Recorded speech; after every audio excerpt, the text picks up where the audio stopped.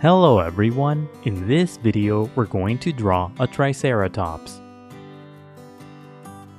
Start by drawing a circle as a guide for the front part of the body. To draw the circle, first make two small marks to indicate the circle's length, and then on the sides make two more small marks to indicate the circle's width. Then connect the marks using curved lines to finish the shape of the circle. The circle doesn't have to be perfect, but if you're having trouble drawing it, just trace the outer edge of a coin, a bottle cap, or anything else with a circular edge. To the left, draw another circle as a guide for the back portion of the body. Place this circle slightly higher. Draw the two circles roughly the same size. The edges of the circles should touch. Sketch lightly at first so that it's easy to erase if you make a mistake. Also pause the video to draw at your own pace. On the right side, draw another circle as a guide for the head. Make this circle about half the size of the first circle. Use the 4 marks method to draw this circle too. On the bottom right side of the head, make a small mark for the first part of the muzzle. Connect the small mark to the head using curved lines to finish the guide for the muzzle. This guide should be similar to an arc on its side. Draw a sloping line across the entire head.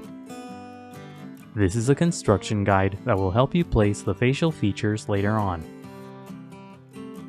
On top of the head, draw a short sloping line for the first part of the frill. Curve the line to the left to complete the guide for the frill. Pay attention to the size of the frill in relation to the head. To the right, draw a sloping line as a guide for the horn. Under the first circle, draw a long angled line as a guide for the front leg. Bend the line near the middle to indicate a joint, and again at the bottom for the foot. To the right, draw a similar line as a guide for the other front leg. Under the circle on the left, draw a longer angled line as a guide for the hind leg. Bend the line twice in the middle for the joints, and again at the bottom for the foot. To the right, draw a similar line as a guide for the other hind leg. Connect the body circles using horizontal lines to finish the guide for the torso. Curve the lines slightly. Connect the head to the body using a short line to create the guide for the neck. On the left side of the body, draw a long sloping line as a guide for the tail.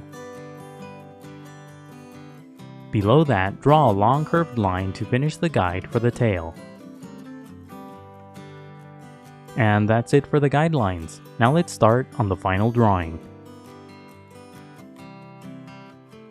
Inside the head, lightly sketch a small circle for the eye. Place the eye on top of the construction guide and close to the top edge of the muzzle. As you darken the shape, make the sides pointier for the corners of the eye. Draw a couple of curved lines around the eye for creases. Inside the eye, off to the side, draw a tiny circle for a highlight. In the middle of the eye, draw another tiny circle and shade it in for the pupil. Draw a few curved lines around the eye to emphasize the structure. Close to the tip of the muzzle, lightly sketch a small triangle for the horn. Make the sides of the horn curved. When you get the shape of the horn right, darken the lines. The base of the horn should be inside the muzzle. Add a few lines inside the shape for ridges. Use the arc as a guide to draw the rest of the muzzle. Curve the line to create a beak-like shape in front of the muzzle. Angle the line to the left so that it's inside the muzzle to create the mouth. Don't draw the line for the mouth too far to the left. Draw a couple of lines to emphasize the shape of the beak. Darken the bottom part of the guide to create the lower jaw. Use curved lines as you darken the shape to create creases. On the top part of the muzzle, near the horn, draw a small triangular shape for the nostril. Draw a couple of short lines around the nostril for structure. Use the sloping line on the head as a guide to draw the horn. First, lightly sketch the shape of the horn around the guideline. Make the edges of the horn more curved than the guideline. Extend the bottom of the horn so that it's inside the head. When you get the shape of the horn right, darken the lines. The bottom of the horn should be wide and the top should be thin and pointy. To the right, draw a similar shape for the other horn. Use the first horn as a template as you draw this shape. Connect the base of the horn to the top of the muzzle. Use the curved shape to the left as a guide to draw the frill. Darken the top part of the guide. Extend the line for the frill farther down so that it ends on the bottom left side of the head circle. Sketch lightly at first and only darken the lines when you get the shape right. Draw a series of small triangular shapes along the edge of the frill. Follow the path of the guide as you draw these shapes. At the bottom, draw a small V-shaped line to complete the frill. Draw a few short lines within the shape to give it structure. Add a couple more lines inside the head to emphasize the structure. Use the second line from the right that's under the body as a guide to draw the front leg. First, lightly sketch the shape of the leg around the guideline. The top of the leg should be inside the body. Use curved lines to draw the edges of the leg for the muscle structure. At the bottom, curve the shape to the right for the foot. When you get the shape of the leg right, darken the lines. Draw a couple of curved lines at the top for skin creases.